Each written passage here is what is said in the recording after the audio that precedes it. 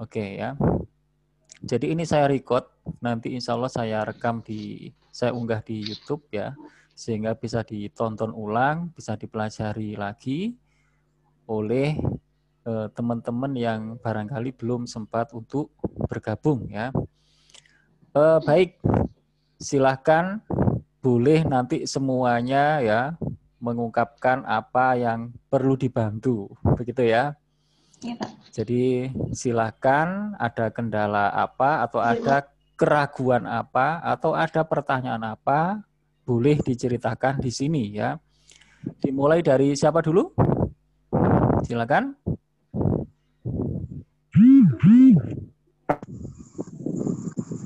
Oke, siapa dulu?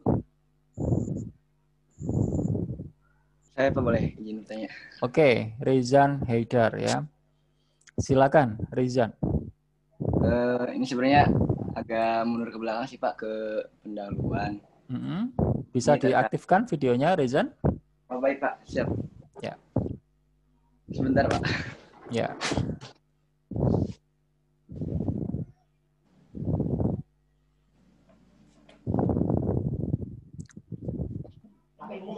Nah, gitu ya, diaktifkan semua videonya biar rame kelasnya ya.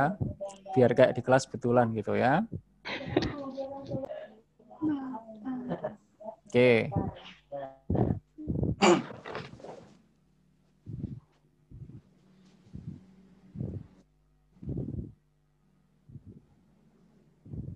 Oke, Rizan ya. Ya. Ini terkait yang apa pendahuluan. Kan saya udah nemuin jurnal-jurnal yang terdahulu yang udah neliti tentang aplikasi Genius. Nah, ada beberapa, mungkin kebanyakan ya ini penelitiannya tuh apa ya? Bahwa apa ya? Pengaruh Genius itu nggak merubah biar apa hasil belajar siswa itu meningkat gitu Pak. Kebanyakan itu netral katanya itu. Nah, kira-kira itu buat alasan untuk penelitian mungkin gimana Pak kira-kira? Oke, Genius itu sebuah apa? Aplikasi sih Pak. Sebuah aplikasi. Iya, Aplikasi. Semacam ruang guru. Semacam ruang guru. Berarti itu sudah siap pakai ya? Kontennya sudah ada ya? Iya, udah ada. Oke. Itu dikembangkan di Indonesia ya? Iya, di Indonesia. Sudah banyak yang pakai? Banyak. Banyak. Termasuk saya juga pakai Pak. Tapi yang gratis. Yang gratis, oke. Ya. Terus tadi yang dibaca itu jurnal-jurnal tentang apa? Jurnal penelitian pengaruh apa namanya? Sebentar Pak.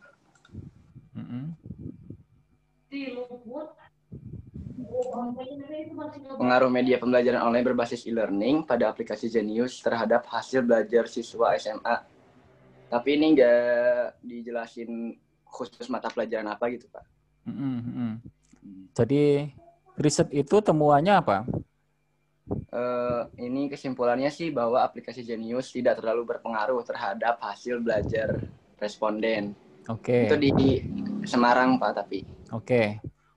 Ditelusuri jugakah tentang platform-platform yang lain selain Genius? Misalnya Ruang Guru.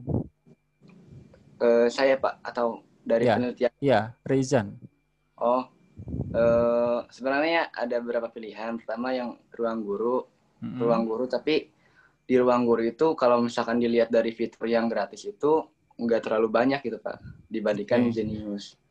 Dan memang di sekitaran daerah saya gitu di Majalengka atau di Desa Cipinang itu nggak terlalu banyak yang make yang Ruang Guru. Oke, jadi maksud saya begini ya, tidak harus nanti dalam judulnya Rizan itu menyebut Genius, kan begitu ya? Tidak harus. Tapi yang diangkat itu adalah substansinya. Substansinya itu adalah pembelajaran berbasis online. Kan begitu ya, atau e-learning ya. Adapun nanti platformnya itu kan ada Ruang Guru, ada Genius, dan mungkin masih banyak lagi yang lainnya ya. Misalkan isunya itu adalah misalnya salah satunya, bisakah platform-platform pembelajaran online itu menggantikan sepenuhnya pembelajaran konvensional yang digelar menggunakan tatap muka? Kan begitu ya? Kalau saya sih niatnya kan pas kemarin konsul tuh buat suplemen tuh Pak. Kayak pelajaran tambahan itu buat di rumah. Suplemen aja ya. Ini konteksnya suplemen aja ya, bukan menggantikan ya. Iya. Ya oke, ya. Jadi di Indonesia banyak platform pembelajaran online. Misalnya kemudian Zenius, Rayhan ya. Rayzan ya. Rayzan itu kemudian tertarik untuk membandingkan platform-platform yang ada. Dari platform-platform pembelajaran online yang ada, itu kira-kira mana sih yang dirasa sangat efektif dampaknya. Misalkan begitu ya, karena setiap platform dia memiliki kelebihannya masing-masing. Boleh nanti pendekatannya kualitatif. Kualitatif itu berarti nanti misalnya kita mengkaji muatan dari ruang guru, antara ruang guru dan Zenius itu sebenarnya apakah ada perbedaan, mana yang lebih kuat di sisi apanya dan seterusnya ya. Atau nanti pendekatannya yang dipilih adalah kuantitatif ya. Jadi nanti misalnya bisa melakukan sebuah eksperimen, jadi di suatu tempat, kemudian dipilih 2 kelompok ya, 2 kelas begitu, satu menggunakan platform ruang guru, satu menggunakan platform Zenius, misalnya begitu ya. Misalnya begitu. Kemudian setelah 1 semester nanti kemudian dilihat hasil belajarnya. Manakah yang kemudian hasil belajarnya peningkatannya lebih tinggi? Ruang guru kah atau bla bla bla, kan begitu ya? Oh iya Pak. Berarti nanti ini latar belakangnya ceritanya tadi itu ya. Jadi dewasa ini sudah banyak bermunculan platform-platform pembelajaran online, bla bla bla bla bla. Jadi di satu sisi ada orang mengklaim bahwa yang lebih bagus misalnya adalah ruang guru. Tapi di sisi lain ada orang menganggap bahwa Zenius memiliki keunggulan tersendiri dalam bla bla bla bla bla. Belum diketahui berdasarkan fakta atau data empirik manakah yang efektif dalam meningkatkan bla bla bla bla, sehingga perlu dilakukan sebuah bla bla bla bla. Nah, begitu ya. Oke, Pak. Jadi bisa diarahkan ke sana nanti ya. Risetnya ya. Risetnya. Jadi nanti membandingkan platform-platform yang ada itu ya. Manakah yang lebih efektif. Nah, itu nanti menarik ya. Jadi kalau itu kemudian sampai dipublish hasilnya, kalau misalkan itu ternyata mengunggulkan ruang guru berdasarkan data empirik, nanti ruang guru pasti senang ya. Nah, nanti pasti Rezan dapat sponsor dari situ ya. Nah, misalnya begitu ya. Begitu nanti. Nah, bisa begitu. Bisa nanti menjadi duta iklannya ruang guru ya. Amin. Jadi nanti hasil risetnya Rezan banyak disebut-sebut oleh ruang guru. Sudah terbukti bla bla bla bla bla begitu ya. Nah, Pak, itu amin. Rezan ya. Oke, lanjutin Rezan ya. Itu bagus ya. Bagus. Mungkin Pak nanti desainnya bisa eksperimental. Di desain eksperimental 2 kelompok ya. Nanti analisisnya menggunakan uji T independen. Ya. Iya. Berarti untuk izin tanya juga buat cari apa ya judul penelitiannya kayak gimana Pak kira-kira yang bagus? Judulnya kalau kayak tadi gimana judulnya? Coba. Analisis perbandingan antara ruang guru dan iya disebutin. Analisis perbandingan antara kayak kalau kita baca majalah-majalah tekno ya, komputer atau alat-alat elektronik, itu kan di situ banyak analisis perbandingan. Dia membandingkan antara merek ini dengan merek ini, diuji kan begitu ya. Jadi analisis perbandingan antara ruang guru dan Zenius ya. Jadi dibandingkan itu. Ya. Nanti desainnya kayak tadi itu. Desainnya. Nah. Oke, Baik, Pak. gitu ya. Ya. Ya, Rezan Makasih ya. banyak, Pak. Lanjutin Rezan ya. Ya, Pak. Ya. Siapa lagi setelah Rezan? Boleh Pak Ririn, Pak. Boleh. Ririn, mana ya Ririn ya? Ririn mana ya Ririn ya? Oh, Ririn ya, di atas ya. Oke, Ririn ya. Silakan. Ini mau itu Pak, apa konsul judul. Jadi kan pertanyaan penelitiannya itu, apakah metode research based learning efektif dalam pembelajaran di kelas yang siswanya memiliki beragam gaya belajar. Nah, judulnya itu niat based learning. Research based, iya Pak. Apa itu? Pembelajaran, Apanya, Pak? Pembelajaran berbasis sumber daya. Iya, jadi gurunya itu kayak cuma ngasih berbagai macam media gitu tuh Pak, dalam pembelajarannya. Oke, menggunakan berbagai macam sumber daya, media ya. Gitu. Oke. Yang itu bisa mengcover keseluruhan gaya belajar siswa, begitu ya? Iya, Pak. Jadi nanti gimana ceritanya, latar belakangnya, ceritanya gimana? Cerita latar belakangnya? Ceritakan bebas saja, ceritakan bebas, tidak harus sesuai yang tertulis. Gimana ceritanya? Jadi ceritanya pertama tuh nyeritain tentang itu dulu Pak, model belajar, metode pembelajaran. Gitu, metode pembelajaran tuh kayak gini, terus memiliki beragam jenis dan macam kayak gitu. Terus? Nah terus tuh dari beragam jenis macam itu tuh didesain biar guru itu mudah ketika menerapkannya di kelas kayak gitu Pak. Nah cuma tujuan tersebut tuh nggak terrealisasi gitu. Soalnya masih banyak guru yang nggak memaksimalkannya gitu tuh Pak. Iya, jadi kayak cuma nerapin satu metode buat satu kelas kayak gitu. Nah, terus habis dari situ itu di yang fenomena di Cirebon kayak yang guru nerapin satu metode buat satu kelas kayak gitu tuh Pak.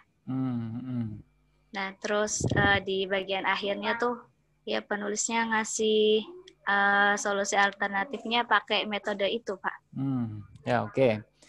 Gitu. Kalau saya nyaranin ceritanya itu dimulai dari gaya belajar, ya. Ya. Faktanya setiap anak memiliki gaya belajarnya yang unik ya, yang khas, yang mungkin tidak sama dengan siswa lainnya, kan begitu ya? Atau faktanya dalam satu kelas itu belum tentu semua anak itu memiliki gaya belajar yang sama, ya kan begitu ya. Jadi ungkapkan dulu fakta tentang bahwa gaya belajar siswa itu dalam satu kelas belum tentu sama, bahkan bisa dipastikan pasti beragam ya, bervariasi gaya belajar.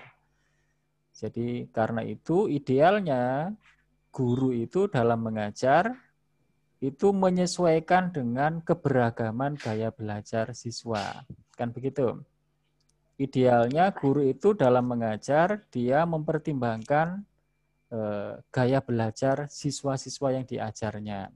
Namun, seringkali guru mengabaikan fakta itu. Mengira bahwa anak itu seragam, padahal tidak. Ya, termasuk gaya belajarnya itu tidak seragam. Ya, sehingga apa yang dilakukan guru jika mengajarnya hanya satu metode tertentu yang itu hanya cocok untuk satu gaya belajar, maka pasti akan ada siswa yang dirugikan karena tidak sesuai dengan gaya belajar siswanya. Kan begitu ya? Iya, Pak. Bla bla bla, baru cerita bahwa tadi itu banyak metode-metode. adanya keberagaman metode belajar yang kita kenal itu menunjukkan bahwa tidak ada suatu metode pembelajaran yang cocok untuk semua. Kan gitu ya. Jadi adanya banyak metode itu berarti memang setiap karakteristik siswa itu memerlukan metode yang berbeda, kan begitu ya. Nah, lalu baca tadi itu ada sebuah metode yang berpotensi cocok untuk menghadapi siswa dengan berbagai macam gaya belajar, yaitu sebuah metode yang mengerahkan atau memanfaatkan segenap sumber-sumber daya termasuk media yang ada, kan begitu ya. Dan ini disebut atau dikenal sebagai resource based learning. Sebagaimana dikemukakan oleh siapa atau dipelopori oleh siapa atau dicetuskan oleh siapa, kan begitu ya. Nah, pembelajaran resource based learning ini di luar negeri misalnya sudah banyak yang menerapkannya bla bla bla bla bla misalnya begitu. Tapi di Indonesia ini belum banyak diterapkan. Misalnya begitu, misalnya. Nah, sehingga perlu dilakukan sebuah penelitian apakah resource based learning ini jika diterapkan di Indonesia maka akan berhasil untuk pembelajaran di sebuah kelas yang gaya belajar siswanya itu bervariasi. Nah, kan begitu ya. Nanti dalam cerita latar belakangnya. Mulailah dari fakta gaya belajar tadi itu. Di sekolah bla bla bla misalnya. Lalu sebut tadi itu ya.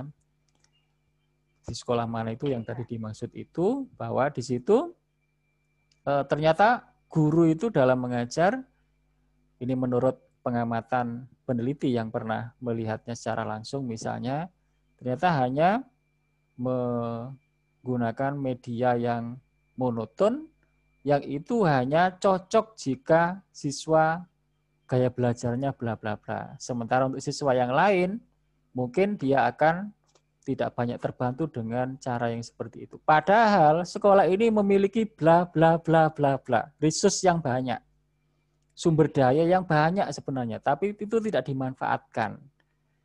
Nah, resource based learning itu adalah berusaha untuk memanfaatkan segenap sumber daya yang ada itu dalam pembelajarannya. Sehingga ini bisa mengcover gaya belajar siswa yang A, yang B, yang C, dan seterusnya. Kan begitu ya?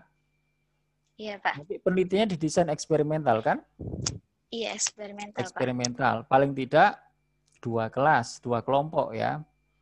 Iya. 1 diajar menggunakan resource based learning, 1 dibiarkan pembelajarannya seperti biasanya atau sebelumnya, kan begitu ya? Sebelumnya. Iya,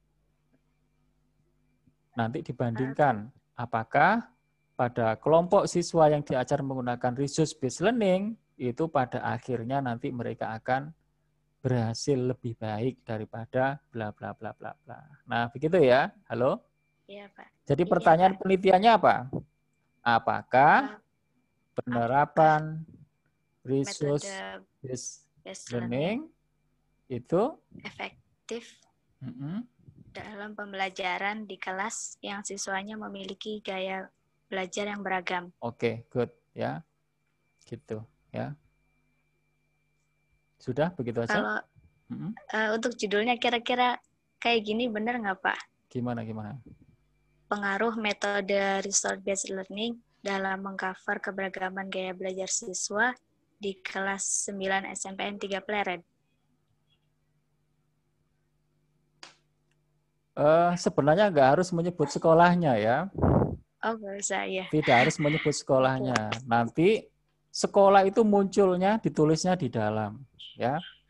Yaitu ketika menyebut subjek uji cobanya nanti di mana. Nanti percobaannya di mana.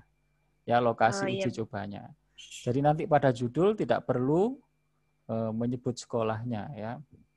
Jadi efektivitas penerapan metode resource-based learning dalam pembelajaran matematika. Gitu juga nggak apa-apa ya, cukup begitu ya. Jadi nanti kan efektivitas akan dilihat dari hasil belajarnya. Gaya belajar. Gitu. Oh ya, berarti ada gitunya, betul ya. Efektivitas penerapan resource based learning dalam mengcover keberagaman gaya belajar siswa. Oke, gitu nggak apa-apa, betul ya. Betul begitu ya. Dan itu menurut saya belum pernah ada ya, maksudnya belum pernah dengar ya, ada kakak tingkatnya yang membahas begitu ya. Oke, lanjutin ya, lanjutin. Sudah cukup? Ya, Pak. Cukup ya? Ya? Untuk bab 2-nya itu berarti bahasnya ya Pak, gaya belajar. Oh iya, jadi nanti tinjauan konseptualnya pasti bicara tentang satu, resource based learning itu apa? Kan gitu ya? Apa sih resource based learning itu? Iya. Itu harus dibahas sampai penerapannya kayak apa. Ya, mulai dari pengertiannya sampai cara penerapannya itu bagaimana, gambarkan, menurut siapa itu, bla bla bla. Itu dicetuskan oleh siapa, ya. Itu nanti teknis pelaksanaannya kayak apa itu digambarkan di situ. Lalu yang kedua, juga perlu bicara tentang konsep gaya belajar. Apa sih gaya belajar itu? Terus macam-macam gaya belajar itu ada apa saja, itu menurut siapa? Ya, dibedakan atas gaya belajar apa itu menurut klasifikasinya siapa. Kan gitu ya? Iya, Nah, itu di tinjauan konseptual. Lalu teorinya, tinjauan teori. Nanti teori apa yang mau diaju? Teori apa? Teori belum nemu sih Pak. Teori yang digunakan untuk menjelaskan atau mengkaitkan antara apa tadi itu? Sumber daya, ya, pembelajaran berbasis sumber daya dengan apa? Hasil belajar. Termasuk gaya belajar ya, gaya belajar. Jadi terutama teori yang menjelaskan tentang gaya belajar itu ya. Bahwa kalau orang itu diperlakukan sesuai dengan gayanya, sesuai dengan fitrahnya dia, gayanya dia, maka potensi keberhasilannya lebih baik. Ya. Itu teori apa yang kira-kira cocok menjelaskan itu? Bahwa kalau manusia itu diperlakukan sesuai dengan fitrahnya, sesuai dengan karakteristik yang ada dalam dirinya, sesuai dengan gayanya yang unik, itu berpotensi akan lebih mudah diterima atau berhasil. Nah, itu Pak. Teori apa? Nah, itu banyak kok. Ya, banyak teori yang mendukung itu. Teori humanistik juga iya mendukung ya. Teori stimulus respon ya, behavioristik itu juga mendukung untuk menjelaskan itu ya. Bahwa respon orang itu ya bagaimana stimulusnya ya dan seterusnya. Ya, Oke, nanti cari ya, pasti butuh menelusuri literatur pasti ya. Oke. Oke, ya. Terima kasih, Pak. Ya, sama-sama ya. Siapa setelah Ririn? Saya, Pak. Nur Halimah. Oke. Mau Aziza dulu apa siapa tadi? Siapa dulu boleh. Nur Halimah boleh? Aku dulu nggak apa-apa. Apa Permata apa siapa sih tadi? Windy dulu boleh. Oh, Windy ya, sok. Enggak, aku nanti deh. Windy dulu juga nggak apa-apa, Kak. Siapa dulu? Siapa? Ya, apa tah? Iya. Windy dulu, dulu Pak. Videonya ya. Windy dulu. Ya. Silakan Windy ya. Ya. Jadi kan proposal saya tuh hampir sama kayak punya Ririn, Pak.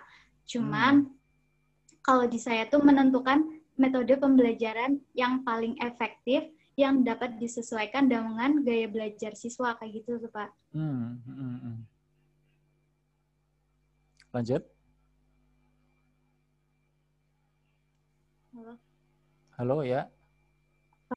Dilanjut. Ya, itu. Terus metode teknik metode Apa belajarnya itu yang saya gunakan. Pertanyaan penelitiannya apa? Pertanyaan penelitiannya itu apa? Ada perbedaan yang signifikan antara metode pembelajaran STAT, Student Team Achievement Division, dan apa itu? Metode apa itu? Metode pembelajaran problem solving yang berkaitan student team achievement division. Dengan sinyalnya ya, Pak. Sinyalnya ya, ini ya kayaknya ya. Putus-putus ya. Start sama problem solving yang berkaitan dengan gaya belajar. Oke. Begini. Ceritakan dulu sedikit tentang latar belakangnya. Kok tiba-tiba membandingkan dua hal itu ya? Ceritakan sedikit.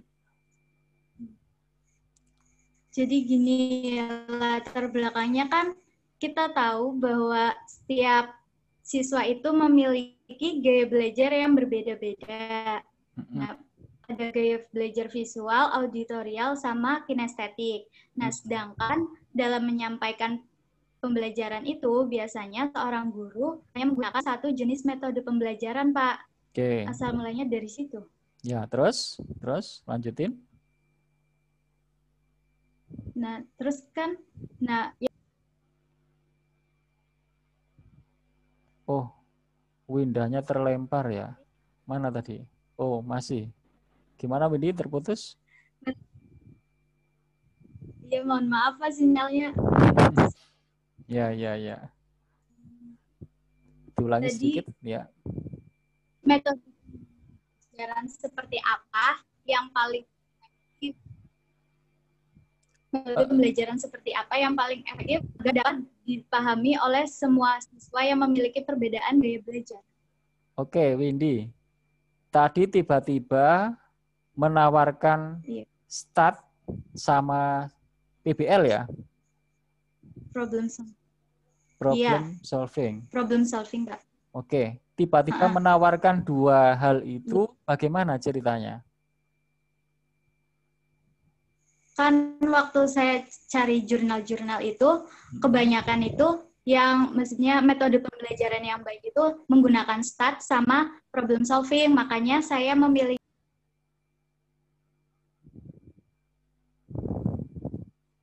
Kok hilang-hilang ya Windy ya? Windy-nya keluar ya Pak? Ada nih masuk lagi ya. Iya, Pak. Ya. Dua metode itu paling baik gitu Pak. Paling banyak penelitian yang menunjukkan bahwa dua metode itu sama-sama bagusnya. Nah, saya ingin di antara kedua metode itu tuh yang paling baik gitu loh, Pak. Oke. Jadi banyak publikasi yang mengatakan bahwa dua metode itu unggul ya, baik ya. Mungkin penelitian sepihak dia mengklaim bahwa yang ini baik. Penelitian publikasi yang lain juga mengatakan bahwa metode yang ini baik. Lalu muncul ketertarikan dari dua metode yang sama-sama diklaim baik itu, kalau dibandingkan sebenarnya mana sih yang lebih baik, begitu ya? Iya Pak. Nah, oke, Windy, bagus ya. Berarti pertanyaannya kayak tadi ya? Iya. Bagaimana pertanyaannya tadi? Yang pertanyaan penelitiannya, apakah ada perbedaan signifikan antara metode pembelajaran Student Achievement Division dengan metode pembelajaran problem solving yang berkaitan dengan gaya belajar peserta didik? Oke, jadi yang dibandingkan itu efektivitasnya kan ya? Iya Pak. Bukan prosedurnya. Karena kalau redaksinya itu apakah ada perbedaan signifikan antara model pembelajaran A dengan model pembelajaran B? Itu pasti ada, itu dua metode yang berbeda. Jadi jangan seolah menanyakan perbedaan dua metode itu. Yang kita lihat adalah apakah ada perbedaan yang signifikan antara model A dengan model B dalam meningkatkan hasil belajar, misalnya begitu ya. Sebenarnya yang dibandingkan itu kan efektivitasnya ya. Manakah yang lebih efektif? Boleh dengan redaksi lain sebenarnya. Manakah yang lebih efektif ya antara model A dan model B dalam bla bla bla bla bla, kan begitu ya. Jadi sebenarnya kan menanyakan mana yang lebih efektif, kan begitu ya. Efektif dalam meningkatkan bla bla bla tadi itu. Oke, itu bagus. Nanti desainnya eksperimental ya. Iya. Paling tidak 2 kelompok, satu diajar menggunakan model A, satunya model B, lalu dibandingkan. Analisisnya menggunakan uji tes. Iya, uji itu tes ya, sama. Uji itu tes. Uji T independen. Uji T independen. Sudah dibacakan file yang saya share yang berjudul analisis data kuantitatif. Sudah dibaca? Belum Pak, baru sedikit. Baru sedikit. Yang ada berapa halaman itu? 27-an halaman ya. Itu kan ada banyak contoh-contoh di bawahnya itu ya. Ada uji T independen, ada ANOVA, dan seterusnya. Nanti dilihat di situ ya. Contohnya seperti apa ya. Pak, baik Pak. Ya. Ada lagi? Halo? Sudah, Windy? Windy sudah? Sudah. Oke. Ya, sudah Pak. Oke, ya. Setelah Windy, siapa? Terima kasih Saya, Pak. Ya, sama-sama ya. Saya ya.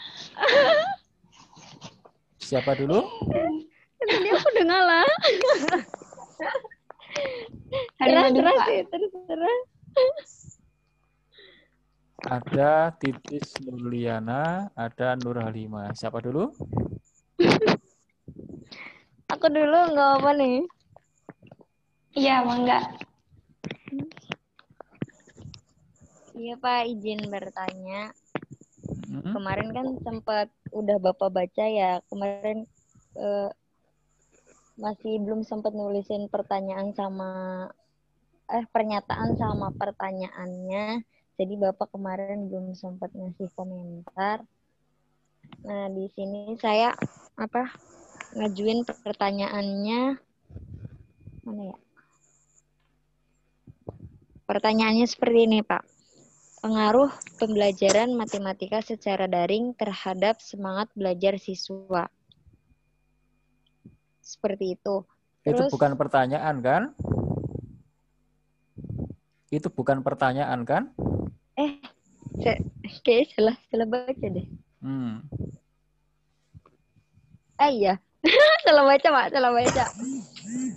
Pembelajaran daring seperti apa yang sesuai dan efektif agar tidak mengurangi rasa semangat belajar siswa.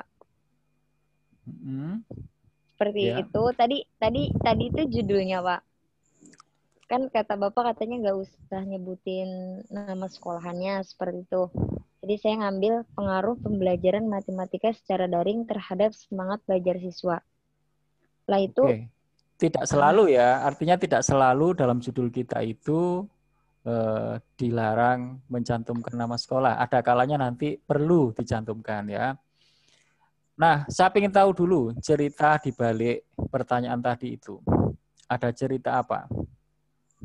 Oh iya, kayak di latar belakangnya kayak gitu ya Pak? Iya.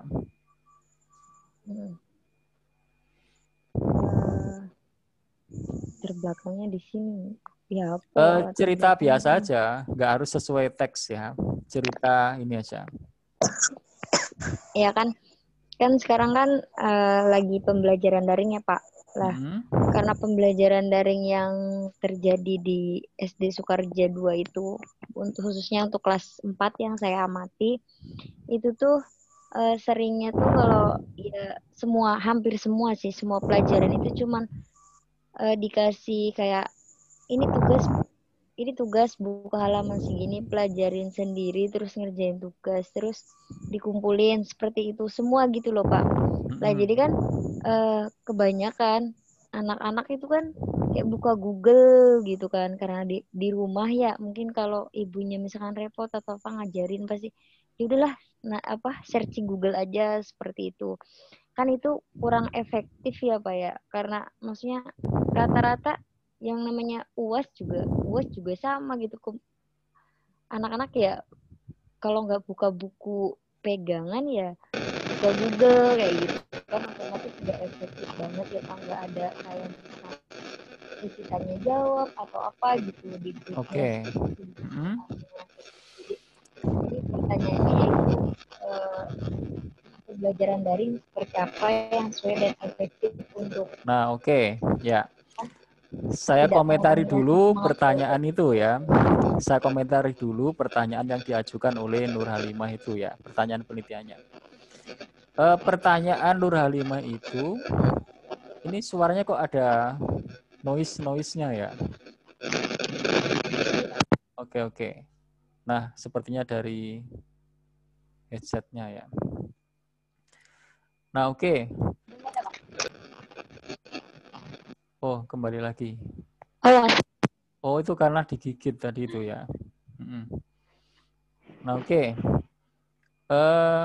Saya komentar dulu pertanyaan penelitiannya ya. Pertanyaannya Nur Halimah itu belum spesifik ya. Model pembelajaran daring seperti apakah yang efektif? Pertanyaan itu belum spesifik ya, sehingga nanti pasti tidak akan jelas apa yang harus dilakukan oleh peneliti.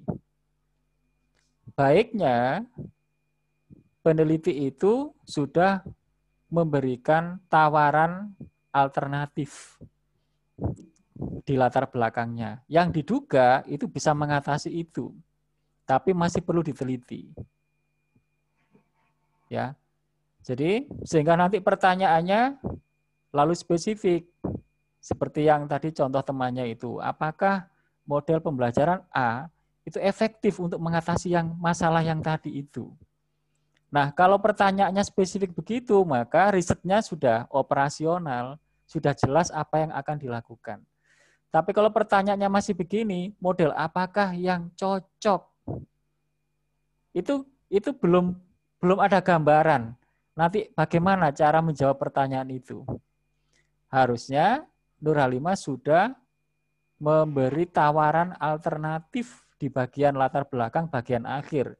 Itu yang saya tulis di template proposal kemarin, tulisan warna merah itu, kan harus paling tidak ada 3 bagian itu ya. Bagian yang paling akhir itu adalah memberi tawaran alternatif yang mungkin bisa menjawab masalah yang tadi itu. Nah, jadi harus punya itu. Sehingga nanti pertanyaan penelitiannya sudah spesifik, sehingga jelas apa yang akan dilakukan. Nah, begitu ya. Di latar belakang, bagian akhir ya, harus... Tapi kemarin sempat kan ngasih kayak tawaran itu, Pak. Ya.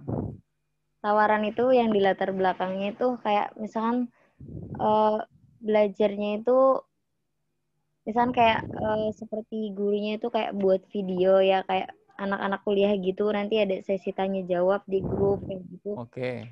Terus juga, tapi berarti kalau seperti itu kan udah ada tawaran ya Pak. Nanti tawarannya kan alternatifnya itu banyak sebenarnya. Apakah melalui perbaikan media pembelajarannya yang mau digarap, ataukah peran orang tuanya yang mau digarap, apakah komitmen siswanya itu sendiri yang mau digarap, yang jadi fokus perhatian peneliti. Nah, itu banyak nanti peluangnya. Nah, nanti Nur Halimah pastikan mau memperbaiki yang tadi itu melalui pintu mana? Melalui pintu metode pembelajarannya kah? Melalui pintu orang tuanya kah? Peran orang tuanya? Ataukah dengan cara memperbaiki komitmen belajar siswanya itu sendiri? Kan begitu ya, komitmennya yang mau dibangun. Nah, itu pastikan itu juga ditulis di latar belakangnya. Jadi alternatif penyelesaiannya itu yang ditawarkan oleh peneliti apa? Itu tulis di bagian latar belakang yang mau digarap, ya, yang mau digarap. Kalau seumpama kita ngambil orang tuanya gitu, Pak. Nanti selanjutnya gimana? Misalnya nih. Misalnya nih. Contoh. Jadi misalnya ada dugaan kuat bahwa peran orang tua memainkan peranan yang sangat penting dalam hal ini. Ya, di mana yang bisa mengontrol, memastikan pembelajaran anak di rumah itu adalah orang tua. Jadi peran orang tua dalam ini sangat penting, ya. Diduga, ditengarai dan seterusnya. Tapi perlu diteliti, apa iya? Jadi keberhasilan pembelajaran daring itu sangat dipengaruhi terutama adalah oleh peran orang tuanya. Jadi nanti pertanyaan penelitiannya bisa, apakah keberhasilan belajar siswa dalam pembelajaran daring atau di rumah itu sangat ditentukan atau dominan ditentukan oleh peran atau komitmen orang tuanya. Misalkan begitu ya, itu sudah spesifik. Pertanyaan itu sudah jelas apa yang mau digarap. Sehingga nanti cara melakukan penelitiannya survei kepada 100 siswa. Ya, 100 siswa disurvei. Yang pertama dia diukur bagaimana peran orang tuanya di rumah. Yang kedua, dilihat bagaimana prestasi siswanya atau semangat belajar siswanya. Terserah mana yang menjadi fokus perhatiannya. Apakah ada korelasi positif antara peran orang tua dengan prestasi belajar siswa? Nanti ini analisisnya, desain penelitian korelasional. Ya, nanti akan menganalisis hubungan antara peran orang tua itu dengan tadi yang mau dilihat apa, prestasi belajar atau motivasi belajar siswa? Motivasi, Pak. Oke, motivasi. Jadi apakah ada korelasi yang signifikan antara peran orang tua atau peran bimbingan orang tua dengan motivasi belajar siswa dalam pembelajaran daring? Nah, nanti desainnya bisa desain penelitian korelasional atau korelasional riset.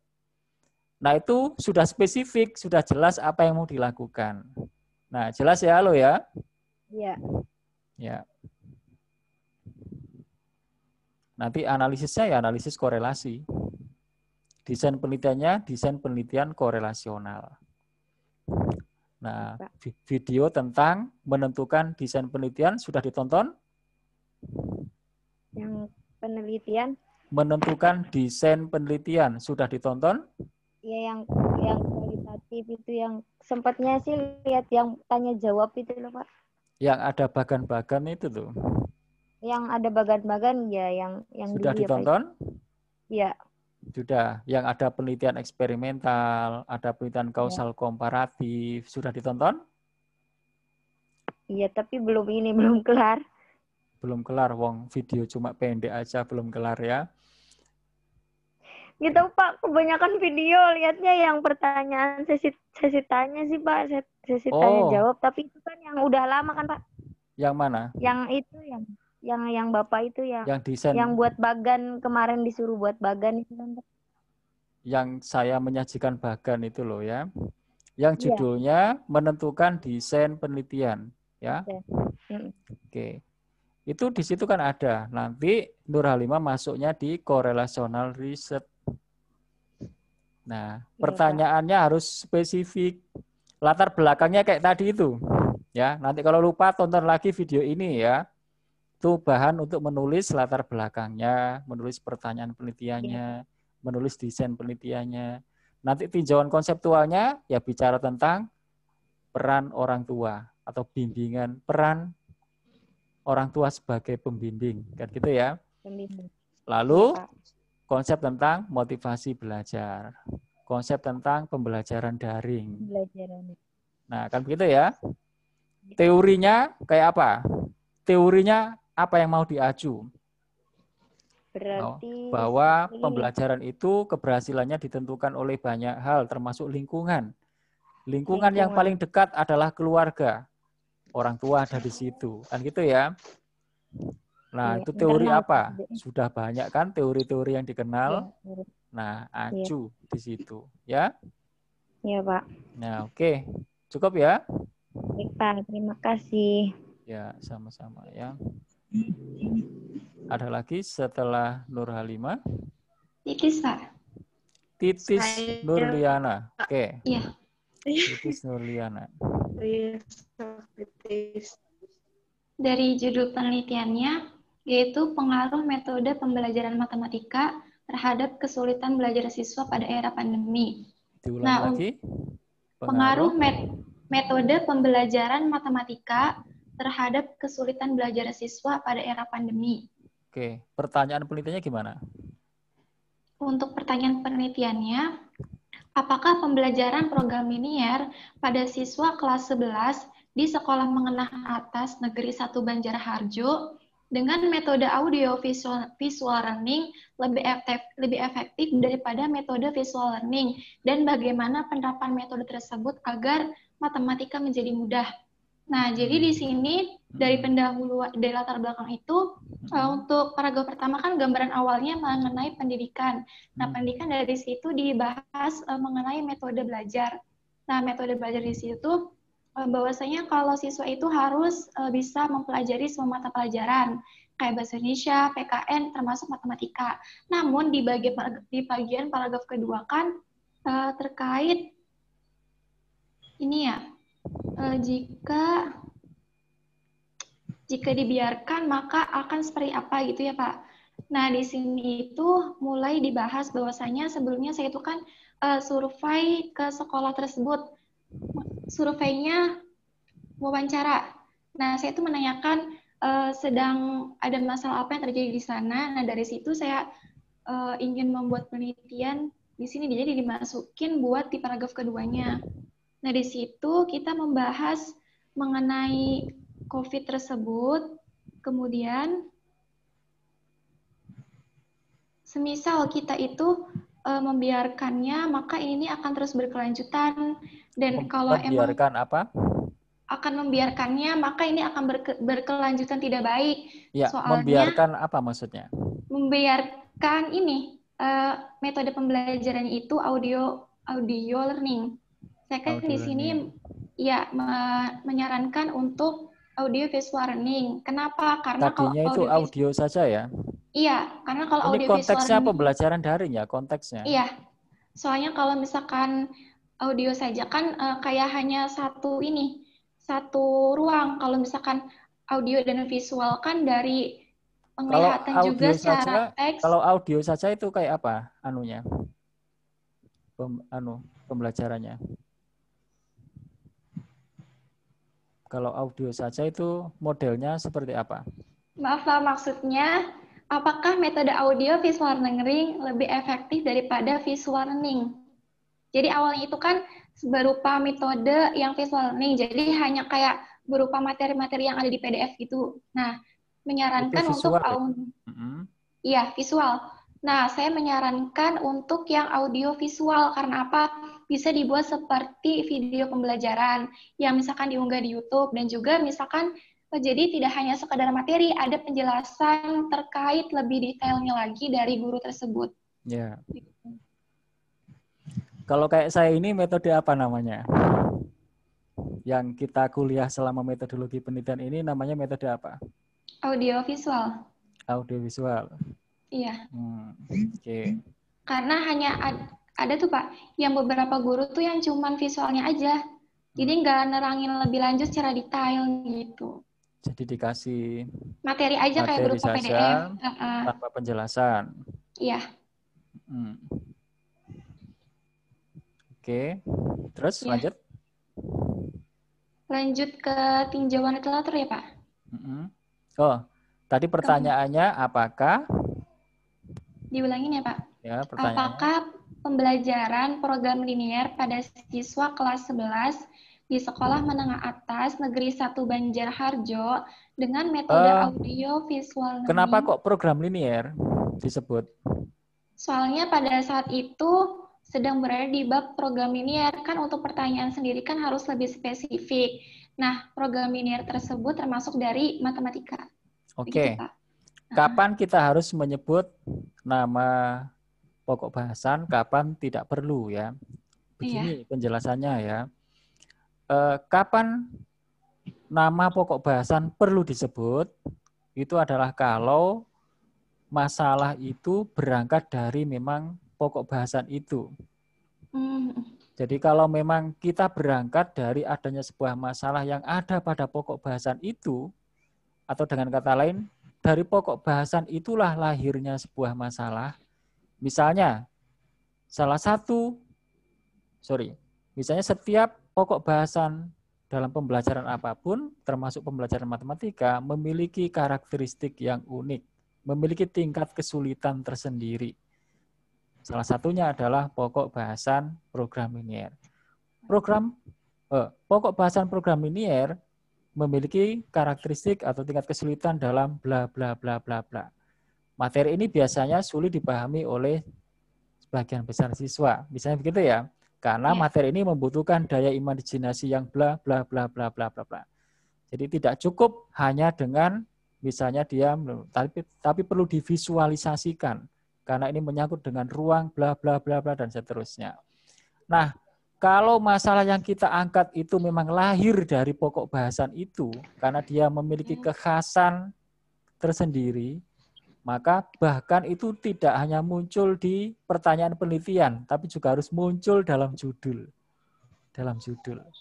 Ya, tapi kalau masalah yang kita angkat itu sebenarnya tidak terbatas pada pokok bahasan itu, sebenarnya materi umum apa saja, itu tidak perlu masuk dalam judul. Juga tidak perlu sebenarnya masuk dalam pertanyaan penelitian. Jadi, program linier dalam hal ini hanya contoh saja. Hanya contoh, bla bla bla, sehingga tidak perlu muncul dalam pertanyaan, ya. Iya, berarti jadi gini, konteksnya pemilihan metode itu ada kalanya disesuaikan dengan karakteristik siswanya.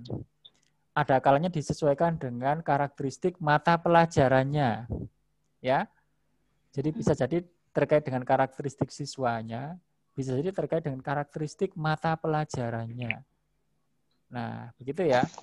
Jadi kalau pemilihan metode ini tidak ada kaitannya dengan karakteristik mata pelajarannya, tidak perlu muncul dalam judul, juga dalam pertanyaan penelitiannya. Nah, begitu ya, Titis ya? Iya, siap, Pak. Ya. Berarti pertanyaan penelitiannya itu lebih ke ini aja, Pak. Lebih ke arah luasnya, berarti apakah pembelajaran matematika pada siswa kelas 11 di SMA Negeri 1 Banjarharjo dengan metode audio visual learning lebih efektif daripada metode visual learning, dan bagaimana penerapan metode tersebut agar matematika menjadi mudah. Seperti itu, Pak. Iya, begitu ya, begitu.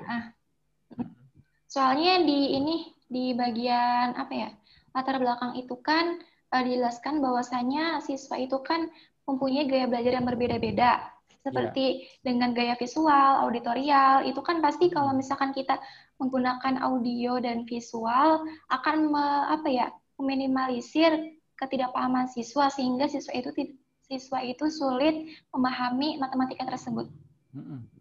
Nah, berarti lanjut ke ini, Pak. Tinjauan literatur. Iya. Di sebelumnya kan relevansi dan pentingnya penelitian.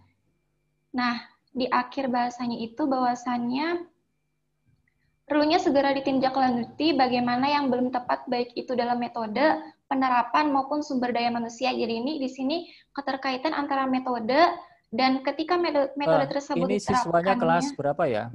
Kelas 11, Pak. Kelas 11 itu SMP ya? Kelas 11 SMA. SMA. 10, 11, 12 SMA. Oh, SMA ya. Oke, ya. Iya. SMA. Berangkat ke tinjauan literatur. Yang bagian A itu ada tinjauan konseptual. Nah, di sini itu merupakan konsep-konsep menurut para ahli yang kita sebagai penulisnya itu baik itu merangkum ataupun membandingkan dan mengkritisi terkait yang pertama tadi kan metode pembelajarannya, dan dibahas di situ mengenai audio visualnya. Terus di paragraf keduanya mengenai kesulitan belajar. Seperti itu, Pak.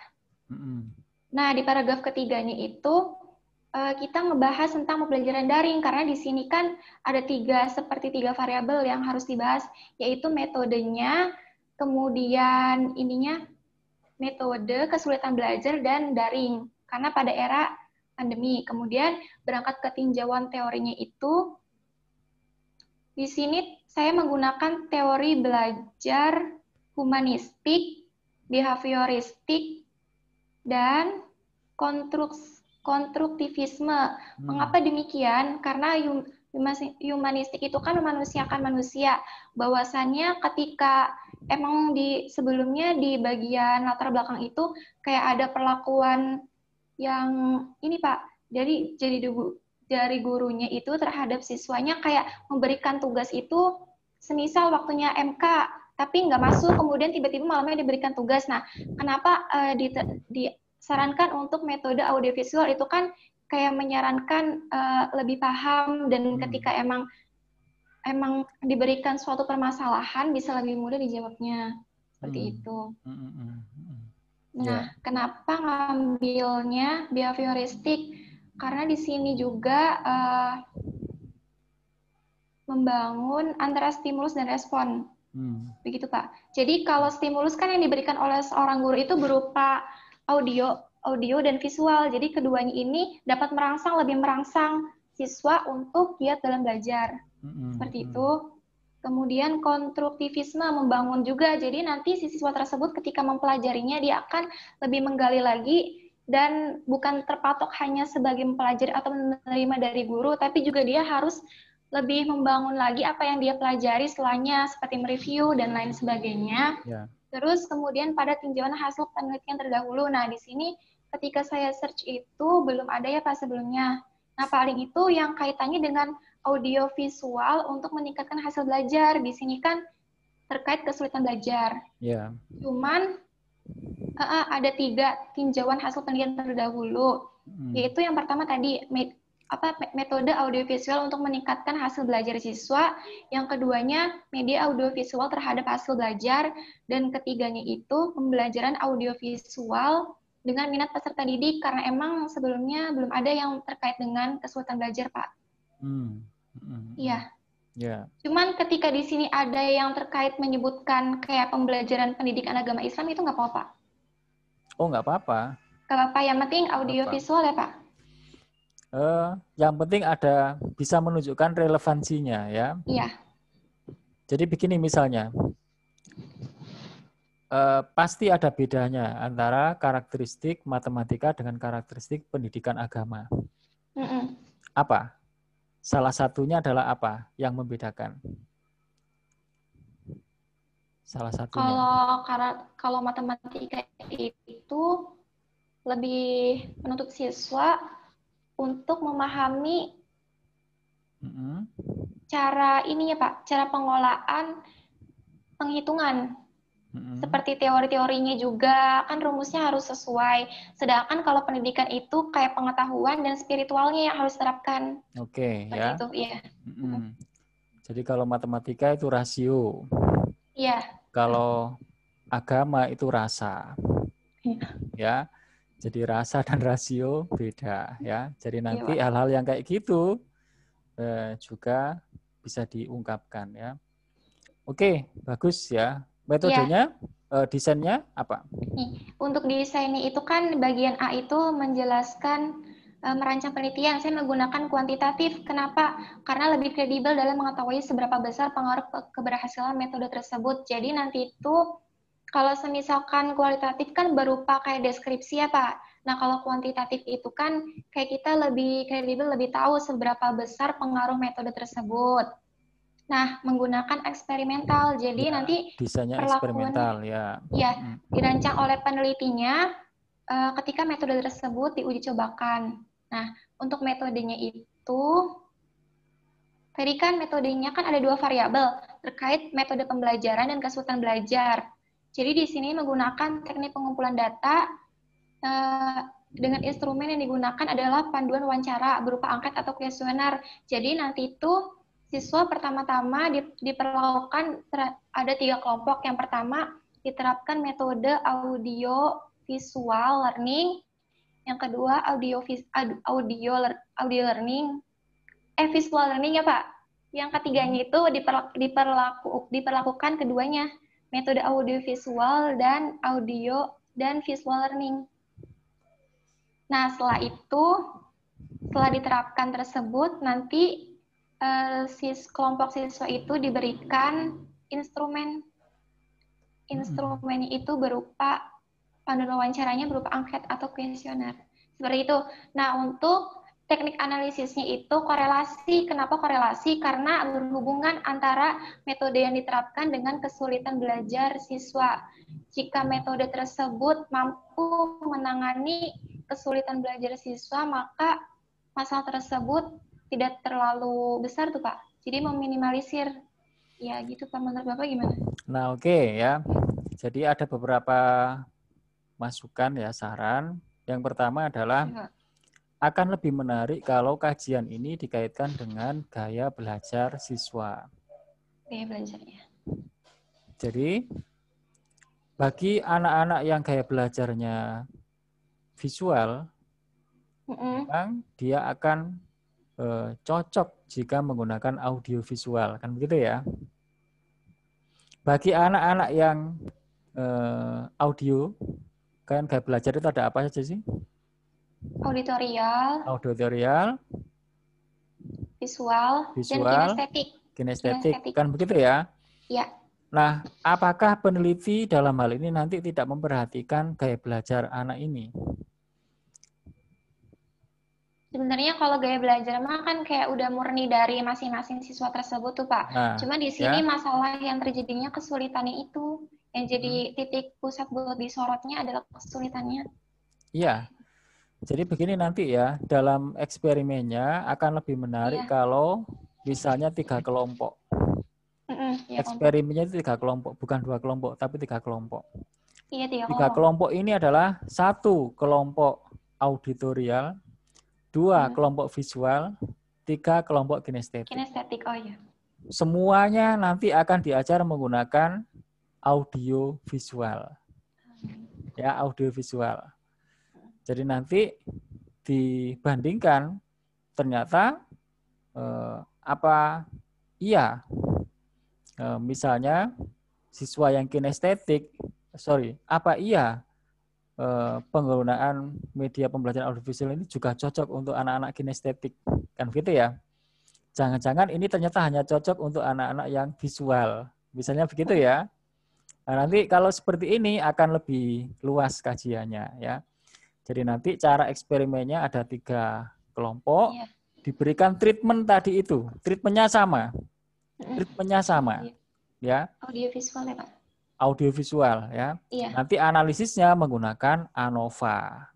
Analisis varian. Jadi kalau yang dibandingkan itu bukan korelasi ya, tadi nyebutnya kok korelasi ya. Iya. Bukan korelasi ya.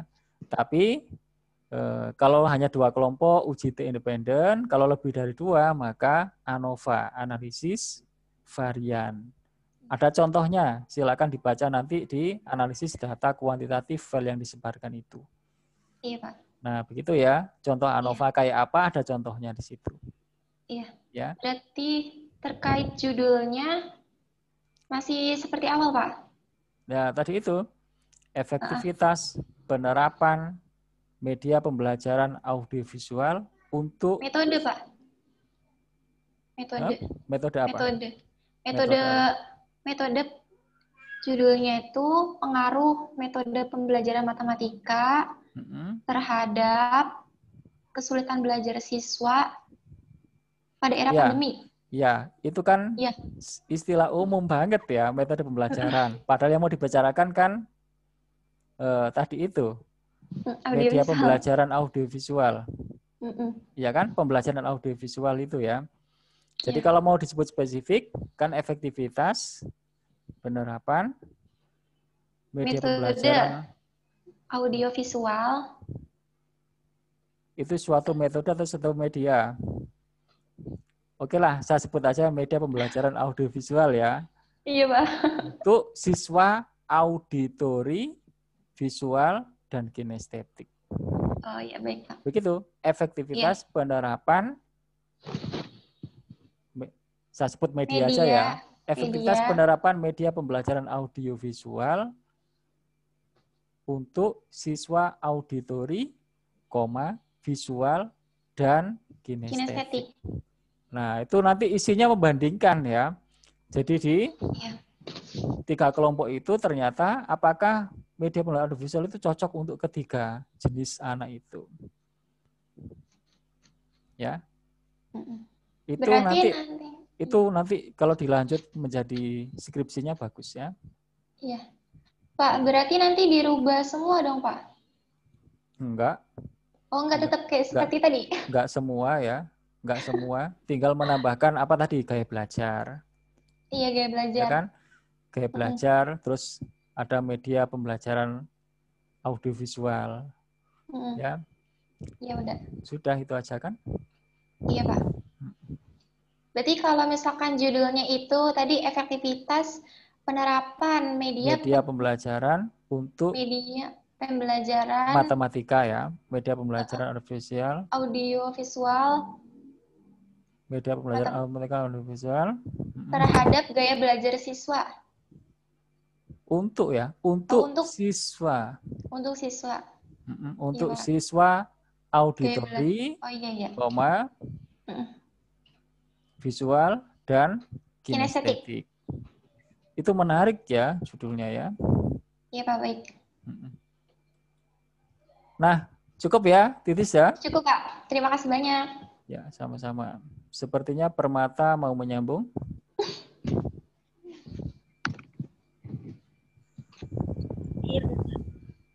Ya. Masih bingung kan aku pertanyaannya itu apakah remedial bentuk bimbingan individu atau kelompok dapat efektif dalam mengatasi siswa yang tertinggal pada beberapa materi. Jadi itu tuh variabelnya itu lebih ke remedialnya apa bentuknya, Pak? Oke, cerita dulu ya.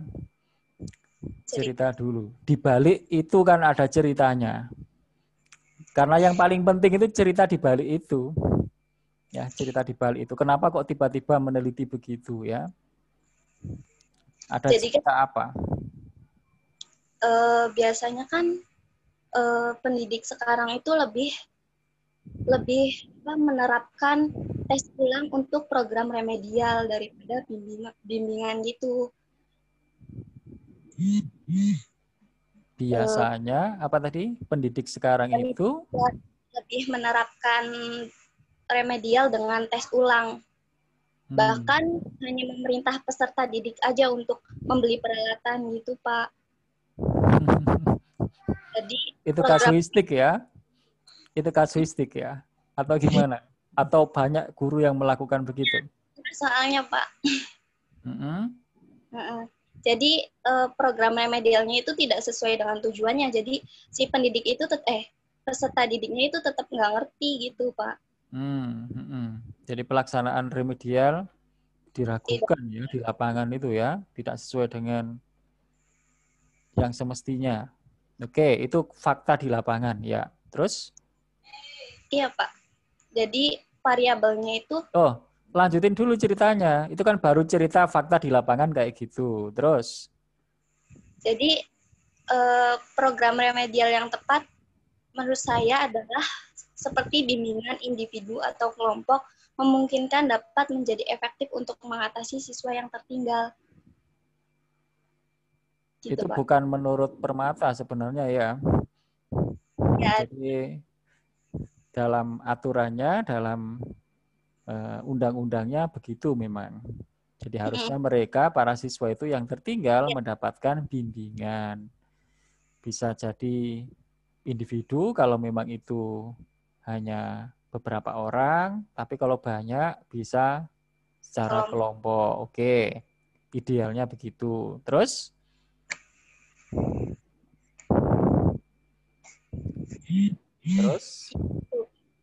Ceritanya. Jadi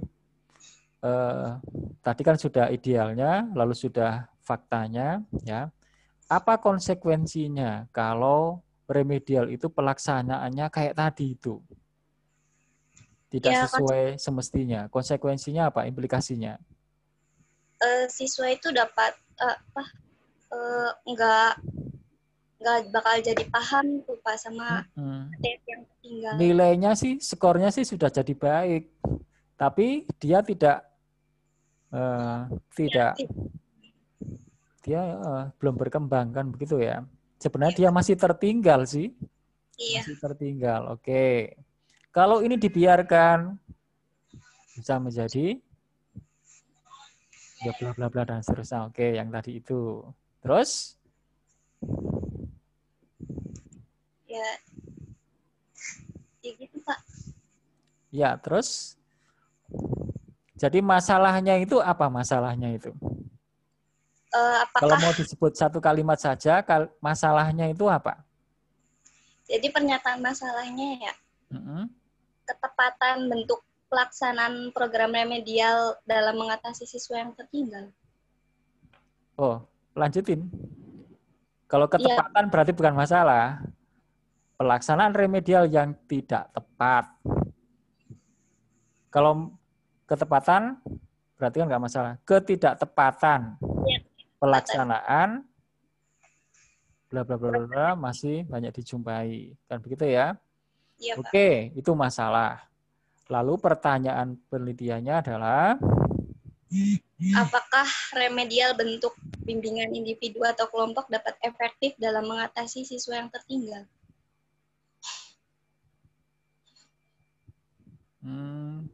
Kan kalau pelaksananya bagus, efektif ya. Begini, Permata itu mau bandingin antara remedial yang individu dengan yang kelompok atau gimana?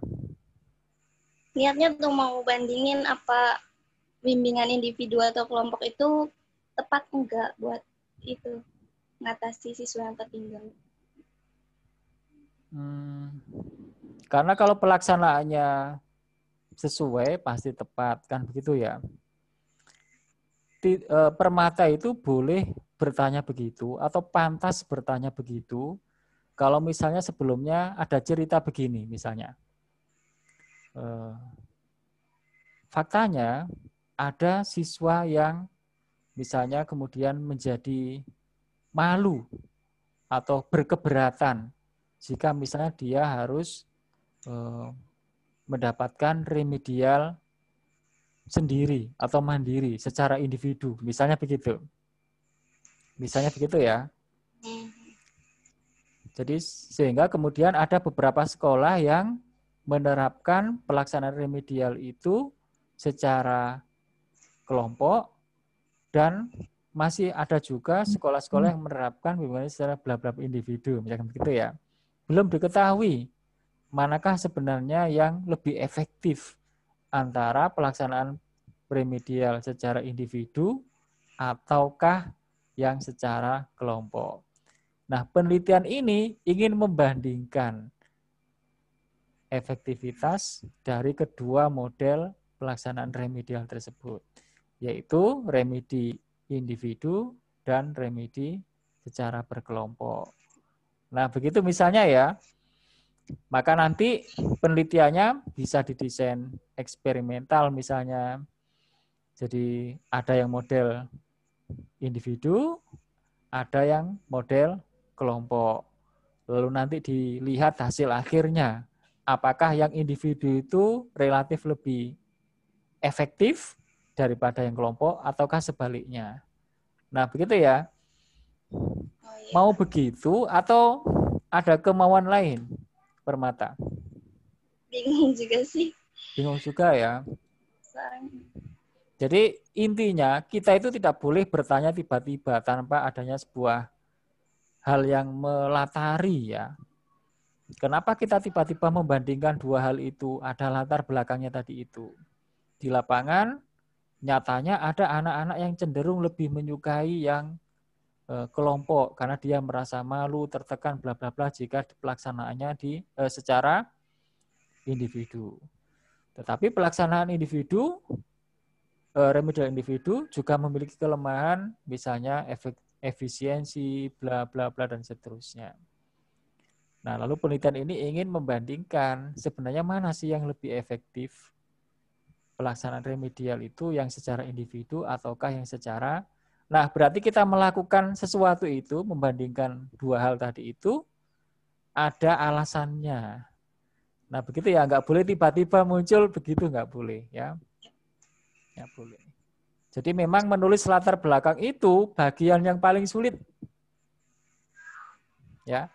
Jadi kalau latar belakangnya bagus, nanti masa depannya cerah ya.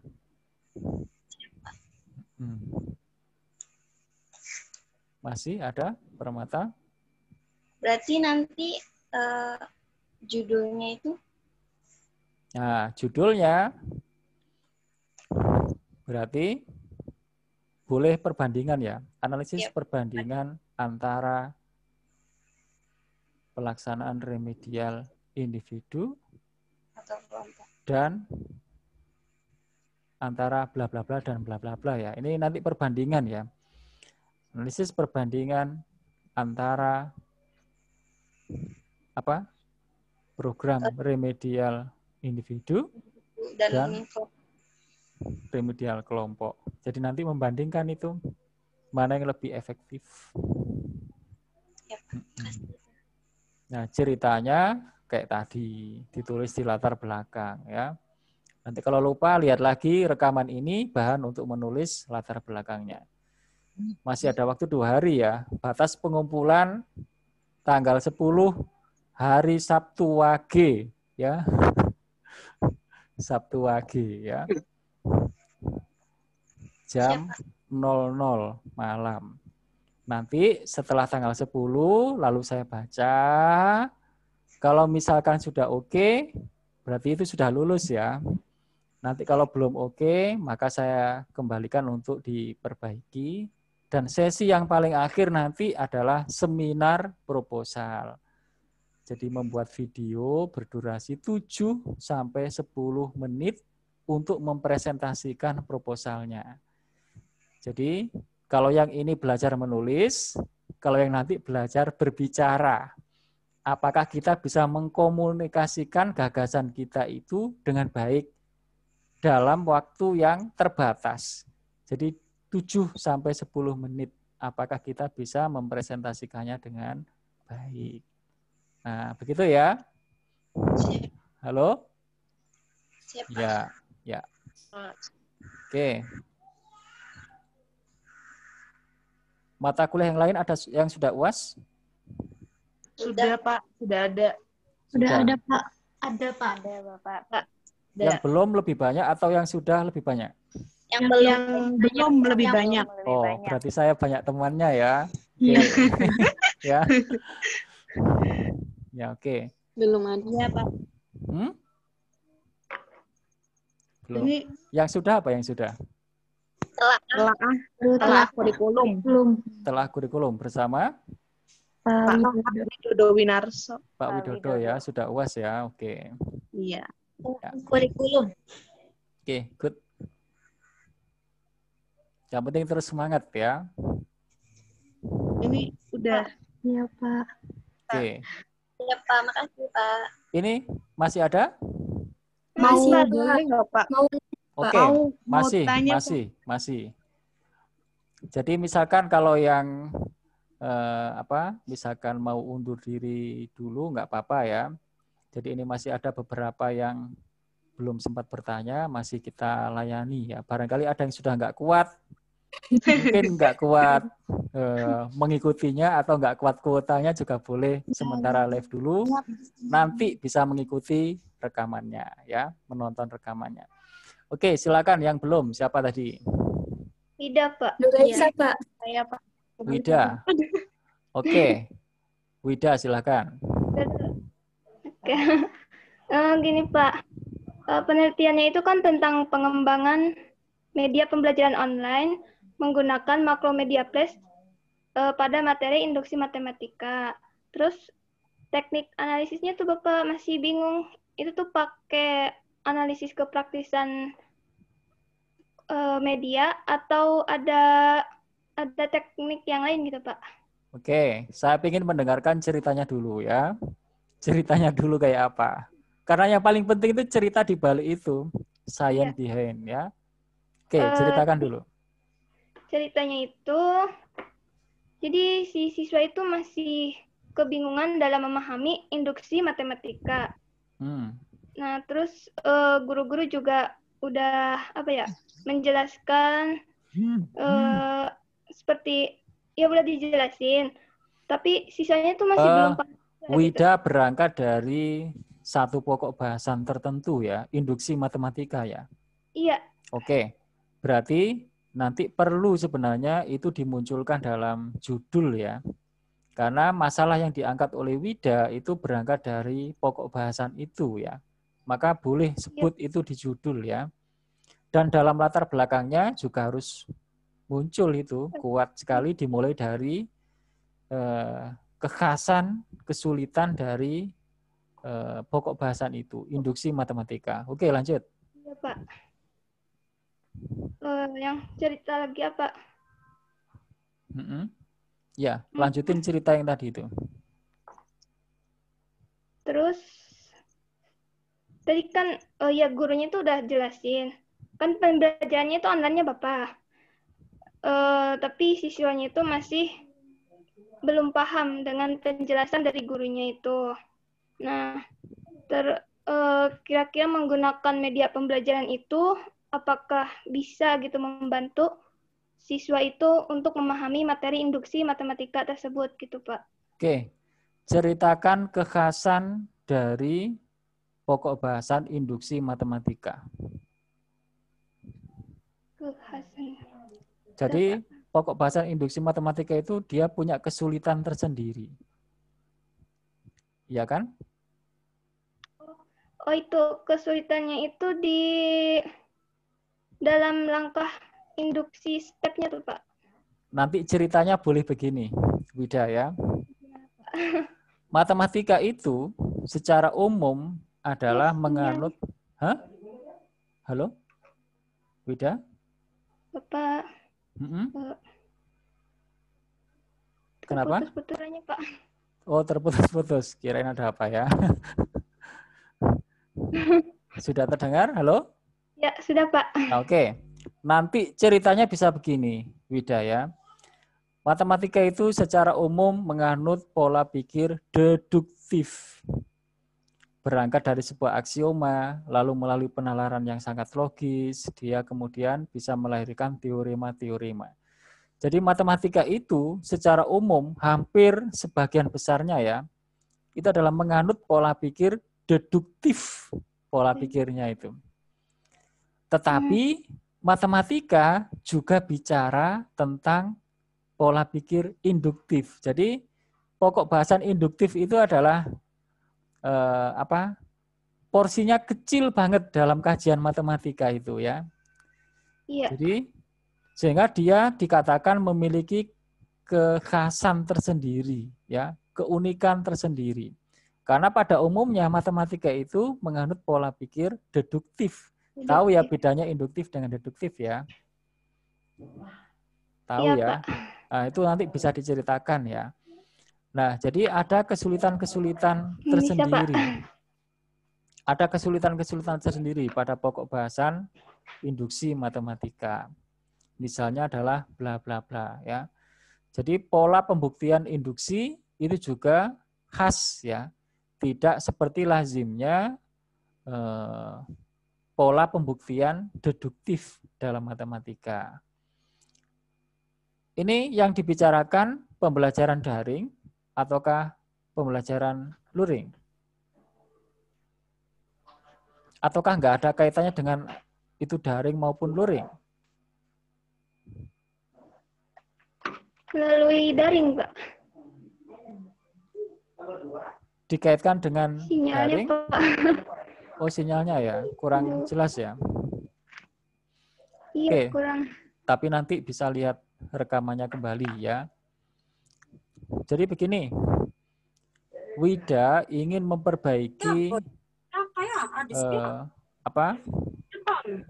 Bentar, saya kondisikan dulu. Jadi Wida itu ingin memperbaiki masalah tadi itu dengan cara apa? Melalui apa? Tadi judul penelitiannya apa? apa sinyalnya? Jadi judul penelitiannya apa? Judul penelitiannya itu, bentar Pak, pengembangan media pembelajaran online pada menggunakan Macromedia Flash pada materi induksi matematika. Nah, oke. Saya ingin mendengarkan kenapa tiba-tiba muncul penawaran Macromedia Flash. Karena kelebihan dari Macromedia Flash itu kan apa? Dia bisa menyajikan sebuah animasi. visual grafis ya, animasi ya, bergerak ya. Iya, Pak. Kenapa kok itu yang ditawarkan? Padahal yang mau dibahas itu adalah soal induksi matematika. Karena sudah banyak yang itu tuh Pak, menggunakan Macromedia Flash tuh Pak. Jadi Wida mikirnya mungkin itu bisa enggak gitu buat induksi matematika gitu. Nah, begini, pola pikirnya begini ya Wida ya.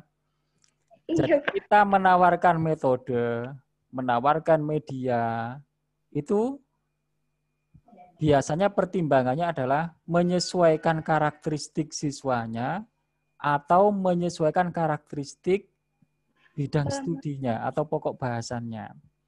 Iya. Nah, tapi dalam hal ini yang diangkat oleh Wida itu adalah terkait dengan pokok bahasan, bukan terkait dengan karakteristik siswa. Betul nggak? Kalau tadi temannya ada yang mengkaitkan dengan karakteristik siswanya, yaitu gaya belajar. Tapi dalam hal ini Wida tidak mengkaitkan dengan karakteristik pokok bahasannya, yaitu induksi matematika. Nah, kalau misalnya yang diangkat itu adalah bangun ruang, misalnya, itu mungkin saya mudah menerimanya jika tiba-tiba yang ditawarkan itu adalah Macromedia Flash, karena nanti bisa menyajikan gambaran-gambaran visual itu ya, bangun-bangun ruang itu. Tapi kalau yang dibahas itu adalah induksi matematika, saya belum bisa menemukan bagaimana kaitannya kok yang ditawarkan itu Macromedia Flash. Karena kesulitan dalam induksi matematika itu penalaran itu, uraian itu, bukan memvisualisasikan bentuk, bukan. Nah, itu ya. Jadi kita itu tidak boleh tiba-tiba menawarkan media A, padahal itu nggak nyambung dengan kebutuhannya. Nah, maka alternatifnya, solusinya ada dua. Apakah Wida ingin tetap menggunakan Macromedia Flash tapi menyesuaikan pokok bahasannya, ataukah pokok bahasanya dibuat tetap tentang induksi matematika, berarti mengganti nanti bukan Macromedia Flash, tapi apa? Nah, gitu ya. Iya, Pak. Jadi ini butuh perenungan, masih ada 2 hari. Nanti paling lambat kan hari Kamis Wage, ya. Iya, Pak. Kamis Wage, ya. Oke. Iya, oke, Pak. Jadi bisa, ya. Yang penting semangat. Tidak perlu terlalu tebal. Iya, Pak. Yang penting tulisan sendiri. Ya, jelek-jelek nggak apa-apa, pasti lulus. Daripada tebel bagus ternyata itu jiplakan karya orang lain, pasti tidak akan diluluskan, ya. Pasti. Siap, Pak. Oke, ya. Cukup ya Wida ya. Oke. Setelah Wida masih ada? Bisa Pak. Mu'alifatun Nisa. Oke, setelah itu nanti Nur Elisa ya. Ya. Iya, Pak. Silakan Mu'alifatun Nisa. Pertanyaan penelitian. Halo, Mu'alifah. Sinyalnya ya. Pertanyaannya ya, Pak. Di sini problem based learning. Diulang lagi. Apakah ada perbedaan yang signifikan antara metode pembelajaran problem based learning berbasis game atau permainan dengan metode pembelajaran konvensional dalam keberhasilan meningkatkan minat belajar siswa terhadap matematika? Oke, bagaimana ceritanya? Ceritanya. Itu yang penting ya. Iya, ceritanya Pak. Bagaimana? Kita kan tahu bahwa matematika itu kan menjadi mata pelajaran wajib dari tingkat dasar sampai tingkat menengah atas ya Pak. Nah, menjadikan mata pelajaran wajib itu ternyata bahwa maksudnya itu mata pelajaran matematika diterapkan itu sejatinya bermaksud untuk mengasah mengasah dan membiasakan otak kita agar dapat berpikir kritis, realistis, dan mampu memecahkan permasalahan yang sedang dihadapi seperti itu. Nah, ternyata pentingnya mata pelajaran matematika dalam lingkupan pendidikan itu tidak diimbangi dengan respon positif dari Oke, good. Dari siswa sendiri. Oke. Itu matematika. Di sini saya melihat hasil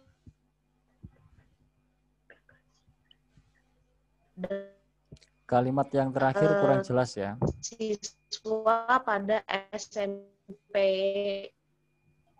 N6 Petarukan. Hasilnya itu 6 Petarukan itu menunjukkan kurang baik hasilnya, di mana persentase siswi yang meminati matematika, yang tidak meminati matematika itu lebih banyak daripada yang meminati matematika. Oke. Itu fakta-fakta empirik di lapangan ya. Iya. Bagus. Lanjut. Nah, ternyata setelah ditelusuri, mengapa kok banyak yang mengungkapkan demikian, katanya matematika itu sulit, membingungkan, terus juga abstrak juga katanya. Setelah ditelusuri lebih lanjut, itu ternyata juga siswa itu ketika pembelajaran itu merasa bosan dengan metode yang telah diterapkan sebelumnya. Terus juga kenapa kok kurang meminati, itu ternyata ada beberapa materi yang sulit untuk dipahami karena penjelasan dari guru itu tidak mudah dimengerti oleh siswanya. Terus juga yang ketiga itu mengapa tidak banyak yang meminati juga karena ternyata ketika kegiatan pembelajaran itu banyak siswa yang tidak fokus memperhatikan penjelasan dari gurunya. Malah asik mengobrol atau dengan aktivitas yang sedang dilakukan. Nah, jika dibiarkan, tentunya akan berdampak buruk pada hasil prestasi belajar siswa. Terus? Nah, di sini saya kan mengangkat tentang metode pembelajaran ya, Pak. Jadi metode pembelajaran yang yang diperlukan itu metode yang dapat mendekatkan atau menyederhanakan matematika kepada siswa agar mudah dipahami, karena tadi keabstrakannya gitu kan Pak, jadi lebih mendekatkan. Terus juga dengan mengaitkan dan menyederhanakan matematika pada kehidupan nyata, seperti itu. Nah, metode-metode yang sesuai dengan tadi, analisis tadi, itu metode pembelajaran problem based learning.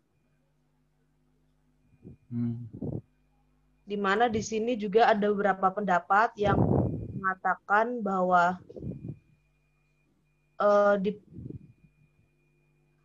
metode problem based learning itu metode pembelajaran di mana dalam penggunaannya dikaitkan dengan masalah yang ada di kehidupan nyata. Terus juga ada juga yang mengatakan bahwa metode PBL itu merupakan metode pembelajaran di mana dalam penerapannya melibatkan peran aktif siswa dalam memecahkan permasalahan yang diberikan, di mana siswa menggunakan kemampuan pengetahuannya dan keterampilannya. Jadi siswa di situ diikut sertakan dalam pembelajaran. Nah, dengan melibatkan siswa dalam proses pembelajaran, tentunya itu akan meningkatkan rasa keingintahuan yang lebih besar pada siswa. Nah, rasa keingintahuan itu yang nantinya akan memunculkan atau merangsang minat siswa terhadap matematika. Terus yang tentang game, itu karena kan ternyata pas pembelajaran, itu juga banyak siswa yang tidak memperhatikan penjelasan dari guru. Itu kan, Pak. Nah, di sini untuk meningkatkan minatnya, itu kan kebanyakan siswa itu menyukai dengan yang berbau dengan kesenangan atau yang menyenangkan. Lah, salah satunya itu diadakan dengan permainan atau game. Nah, itu saya di situ. Jadi nanti saya dalam penelitiannya itu mengkombinasikan metode pembelajaran problem-based learning berbasis game. Diharapkan dapat meningkatkan minat siswa terhadap matematika. Ya. Itu latar belakangnya ya. Ya. Oke. Nama lengkapnya siapa? Mu'alifatun Nisa Isuroya. Memang ada isnya begitu ya? Iya. Ini saya catat ya. Mu'alifatun Nisa Suroya. Kelas 5C. 5C ya. Saya umumkan ini. Saya belum mengumumkan nilai, tapi saya sudah memastikan Mu'alifatun Nisa itu, ini saya pastikan ya, sudah lulus ya, dan nilainya itu A ya, dan nilainya itu A ya. Meskipun saya belum melihat nanti proposal lengkapnya ya, jadi sudah saya catat di sini. Kenapa? Cerita tadi itu runtut banget dan rasional banget ya. Jadi kemudian Mu'alifatun itu menawarkan sesuatu, itu ada rasionalisasinya, menyambung dengan tadi apa fakta-fakta empirik di lapangan tadi itu ya. Jadi tadi saya ikuti dari kalimat-kalimat dari paragraf ke paragraf itu ya. Dan itu sudah oke banget menurut saya. Itu sudah bagus itu ya, bagus banget. Nah, jadi saya pastikan dapat A ya. Jadi tinggal nanti menunjukkan proposal lengkapnya. Terima kasih, Pak. Ya. Ya, semoga ya juga itu bagus ya. Bisa dijadikan sebagai contoh nanti ya. Bagaimana menulis sebuah latar belakang itu ya. Nah, nanti kan besok sudah bisa mulai pengiriman ya. Kalau bisa dikirim besok atau Kamis ya. Nah, nanti saya ingin melihat beberapa yang bisa dijadikan sebagai best praktik ya, contoh ya. Nanti bisa di-share ya. Nanti saya share begitu ya. Karena nanti saya akan umumkan ini yang sudah lulus, ini yang belum. Ini yang harus diperbaiki gitu ya. Jadi ini bagus ya. Ada yang ditanyakan oleh Mu'alifatun? Ya. Itu belum selesai sampai bawah, Pak. Jadi itu masih kayak bingung tuh, Pak. Ya. Itu latar belakang terus kayak pada poin yang bab 2-nya, berarti nanti kan yang di konseptualnya saya membahas tentang minat belajar, terus juga metode pembelajaran basic learning ya, Pak. Terus sama yang berbasis game, berarti 3 itu ya, Pak. Betul. Pokoknya saya sudah pernah bilang, kalau latar belakangnya bagus, biasanya masa depannya cerah. Amin. Ya. Jadi kalau di bab nulis di latar belakang itu bagus, ya, itu bisa diperkirakan bab berikutnya itu mengikutinya mudah, karena jelas, rasanya jelas, ya. Jadi begitu. Ya, masih bingung-bingung. Ya. Ya nggak apa-apa, itu bagian dari proses ya. Pasti sepanjang menulis atau mengerjakan tugas-tugas ini pasti mendorong kita untuk banyak membaca ya. Ini tadi banyak yang bagus ini tadi di kelas ini tadi ya. Tadi punya Titis juga bagus itu ya. Punya Titis Nurlina itu tadi ceritanya juga bagus ya. Jadi saya banyak mendengar cerita-cerita bagus tadi di kelas ini ya. Oke, bagus ya. Lagi mau tanya lagi Pak. Berarti ya. yang untuk tinjauan teori saya mengambil teori behavior ya Pak. Karena yang stimulus gitu tuh merangsang minat dari salah satu teori siswanya. yang cocok diaju yaitu, dan mungkin bisa ditambah dengan teori-teori yang lain ya. Seperti apa banyak. Pak? Humanistik tak Pak? Humanistik juga cocok kan gitu ya. Sebenarnya banyak. Sebenarnya semua teori bisa dikaitkan sih ya, bisa dikaitkan. Teori itu satu sama lain biasanya memang saling mendukung ya. Meskipun ada teori yang kemudian bertolak belakang dengan teori yang lain, tapi itu sedikit jumlahnya ya. Kebanyakan teori itu satu sama lain saling melengkapi, saling mendukung. Ada teori yang menekankan pada aspek ininya, ada yang pada aspek ininya ya, tapi semuanya itu saling mendukung.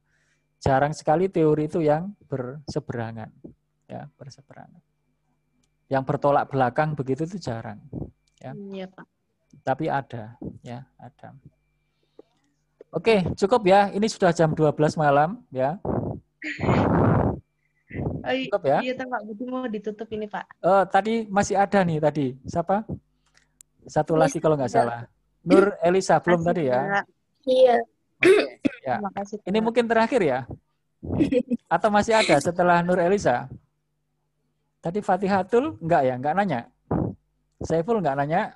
Eviliani enggak nanya? Nyesel loh ya. Ya.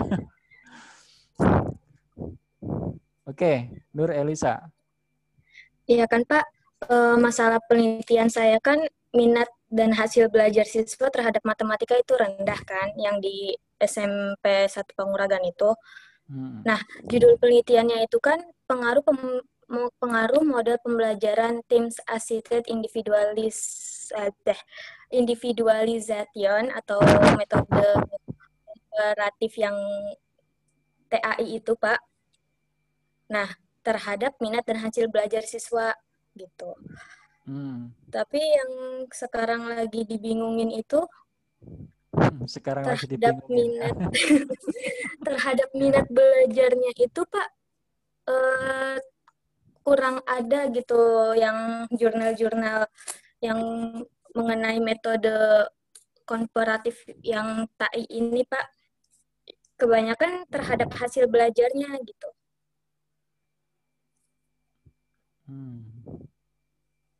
Jadi tadi masalah yang diangkat itu adalah pengaruh model pembelajaran komparatif yang Teams Assisted Individualization terhadap minat dan hasil belajar matematika pada siswa. Itu judulnya kan? Iya, itu judulnya. Jadi masalah yang diangkat adalah apa? Oh, masalah yang diangkatnya itu minat dan hasil belajar siswa yang tergolong rendah terhadap mata pelajaran matematika. Minat belajar siswa, minat matematika belajar dan itu hasil masih belajar rendah. Siswa. Iya. Terus apa alternatif yang ditawarkan oleh peneliti? Kan kalau misalkan siswa dapat penjelasan dari gurunya aja tuh kayak gampang masuk, gampang juga keluarnya kan Pak. Nah, saya coba pakai metode ini nih Pak, metode Teams Assisted Individualization ini karena emang hampir mirip kayak tutor sebaya. Bedanya? Istilahnya kalau nggak beda sih, malahan mirip itu kayak mirip sama dengan tutor sebaya. Sama kayak tutor sebaya. Kan kalau misalkan anak-anak tiba-tiba menawarkan tutor sebaya, bagaimana ceritanya? Nah, ya kan masalahnya anak-anak tuh kadang-kadang kayak segan gitu Pak untuk bertanya kepada guru tuh kayak misalkan dia kurang paham terhadap materi apa gitu. Oke. Kayak Bila mendingan mana? nanya ke temen gitu. Bila mana metode pembelajaran tutor sebaya itu tepat diterapkan? Bila mana? Untuk situasi yang seperti apa pembelajaran tutor sebaya itu tepat diterapkan? Untuk situasi kelas yang seperti apa? Oh, kelas yang seperti apa? Tadi dulu, belum masuk, Pak. Jadi setiap metode itu tepat atau cocok untuk situasinya masing-masing. Jadi pembelajaran tutor sebaya itu tepat untuk situasi kelas yang seperti apa? Yang seperti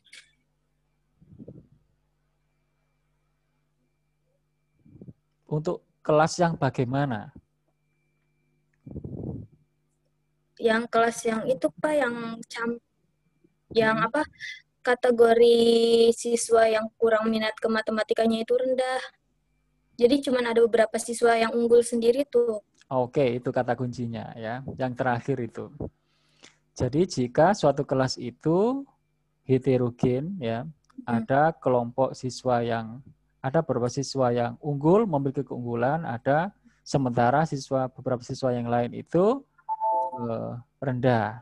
Karena kalau kelas itu homogen, unggul semua atau rendah semua, maka metode tutor sebaya itu tidak bisa diterapkan. Ya, karena nanti harus ada yang menjadi tutor ya. Itu satu kondisi. Kondisi lainnya adalah jika memang ada karakteristik misalkan siswa itu yang pemalu ya. Jika misalnya dia belajar dengan atau dijelaskan atau bertanya kepada guru, tetapi dia merasa lebih nyaman jika bertanya kepada temannya. Ya, dengan sesama temannya. Paling tidak dua kondisi itu yang melatar belakangi mengapa kemudian metode tutor sebaya ini pantas ditawarkan. Kan begitu ya? Jadi nanti dalam latar belakangnya perlu munculkan cerita-cerita itu. Jadi dari kelas itu jika terdapat satu yang begini tapi satu ini bla bla bla. Kemudian juga angkat tentang fakta-fakta anak itu biasanya lebih nyaman jika dengan sebaya, tetapi kemudian agak sungkan dengan guru. Nah itu diungkapkan dulu fakta-fakta itu ya. Lalu ujung-ujungnya nanti menawarkan yang tutor sebaya itu. Nah sehingga nanti ada ketersambungan ya, menyambung sesuai ya. Jadi apa yang kita tawarkan itu cocok dengan situasi yang tadi digambarkan itu. Nah, lalu telusuri apakah belum pernah ada orang yang meneliti atau menerapkan pembelajaran dengan tutor sebaya ini. Sehingga kita perlu melakukan uji coba itu, bereksperimen itu. Udah ada sih Pak, tapi cuman yang variabelnya tuh cuman model pembelajaran itu sama hasil belajarnya aja. Jadi minat sama hasil belajar dijadiin satu itu belum ada gitu loh Pak. Oke, berarti ada kebaruannya, yaitu misalkan tentang minatnya ini ya. Oke, tidak sama persis, begitu ya. Ini pengembangan lebih lanjut, begitu ya. Nah oke, good. Ya, ada yang ditanyakan? Nah Pak, untuk teknik pengumpulan data kan, yang hasil belajarnya kan kita harus melakukan tes kan Pak. Oke. Adapun minat bagaimana gitu ya? Iya. Ya, oke. Minat juga harus minat kan bisa diukur ya. Jadi nanti minat bisa diukur atau kalau mau menggunakan pendekatan kualitatif juga bisa. Tapi yang kuan lebih mudah ya. Minat itu sesuatu yang bisa dinyatakan tinggi rendahnya. Jadi yang bagus itu yang minatnya tinggi kan? Iya. Ya oke. Berarti nanti ada level minat tinggi, minat sedang, dan minat yang masih rendah. Berarti pendekatan pengukuran bisa dilakukan. Iya. Pengukuran itu tidak bisa dilakukan kalau terhadap suatu karakteristik atau variabel yang tidak bisa diungkapkan tinggi, rendah, sedangnya. Misalkan begini, hobi. hobi itu nggak bisa diukur tinggi rendahnya. Hobi orang itu bermacam-macam dan itu nggak ada benar salah, nggak ada tinggi rendah, kan gitu ya. Tapi kalau minat belajar itu semakin tinggi semakin bagus, kan begitu ya. Kalau hobi bukan semakin tinggi semakin bagus, bukan yang ini lebih bagus dari yang lain, enggak, kan gitu ya. Tapi kalau minat itu bisa diukur, bisa dinyatakan tinggi dan rendahnya. Bagaimana cara mengukur minat? Bagaimana membuat instrumennya? Sudah saya share file yang kemarin berjudul tes dan pengembangannya. Juga ada skala dan pengembangannya. Nanti pakai skala pengukuran minat belajar siswa. Berarti dimulai dari mendefinisikan apa sih minat belajar itu, apa indikator minat. Nanti berarti dari indikator-indikator itulah kita bisa menyusun butir-butir instrumennya. Contohnya sudah ada kemarin yang saya bagikan itu. Tapi nanti dalam proposal ini kan kita tidak perlu sampai mengembangkan instrumen. Cukup untuk mengukur, untuk menggali data tentang minat belajar siswa akan digunakan teknik pengumpulan data dengan cara pengukuran dengan menggunakan instrumen berupa skala pengukuran minat belajar siswa. Nah, sudah begitu aja nanti. Begitupun sama hasil belajar, Pak? Iya, ya. Ya. Cukup ya? Ya, cukup. Sudah jam 12 ya. Terima kasih ya, Pak. Ya, sama-sama ya. Sudah nggak ada lagi kan? Halo? Sudah, Pak. Oke, sudah ya. Oke, alhamdulillah ya. Kira-kira sekitar 2 jam ini kita sudah berdiskusi. Mudah-mudahan ini membantu. Ya, semoga kita selalu diberikan kesehatan, kesuksesan, dan penuh dengan keberkahan. Saya ucapkan selamat belajar, ya. Salam sukses. Iya, Pak. Sejati. Ya. Wassalamualaikum warahmatullahi wabarakatuh. Waalaikumsalam warahmatullahi wabarakatuh.